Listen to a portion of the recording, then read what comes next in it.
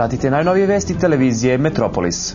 Udruženje građana za povratak piratskih diskova već 45. dan protestvuje na beogradskim ulicama. Demonstranti su se kao i obično prvo okupili ispred Studentskog kulturnog centra, položili cveće na mesta nekadašnjih tezgi, a zatim krenuli u protestnu šetnju centralnim gradskim ulicama. Kragujevačka Zastava izbacila je na tržište najnoviji tip motornog vozila Scgo. Zastavin Scgo neuporedivo je bolji od nekadašnjeg Juga, lepši, brži, manje troši i retko se kvari. Beogradski arheolozi došli su do senzacionalnog otkrića.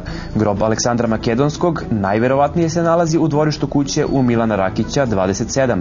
Iskopavanja međutim nikako da počnu jer vlasnica kuće pa i bašte, Vukosava Stevanović, ne da joj se prekopavaju ruže. Gradska direkcija za pomeranje spomenika preselit će uskoro spomenik Dimitrija Tucovića sa Slavije u park kod Jugoslovenskog dramskog pozorišta. Vukov spomenik seli se u Zoološki vrt, a na njegovo mesto dolazi Njegoš sa Filozofskog fakulteta. Do januara 2005. godine većina spomenika u gradu promenit će svoje lokacije, najavljuju u direkciji. Bivši irački predsjednik Saddam Hussein dolazi u prijateljsku posjetu vođi Talibana Osami Bin Ladenu. Na sastanku će biti reči o aktuelnoj bezbednosnoj situaciji u Vašingtonu i Njujorku, a dva lidera razmenit će iskustva iz oblasti aerotransporta.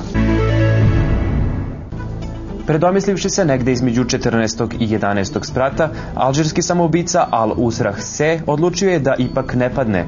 Snagom volje naravno nemoguće je protiv sile gravitacije, ali pad se ipak može usporiti. Al-Usrah Se tako već 6. dan lagano jezdi ka tlu, mašući radoznalim sugrađanima na zemlji. Pratili ste najnovije vesti televizije Metropolis, ostanite i dalje uz naš program.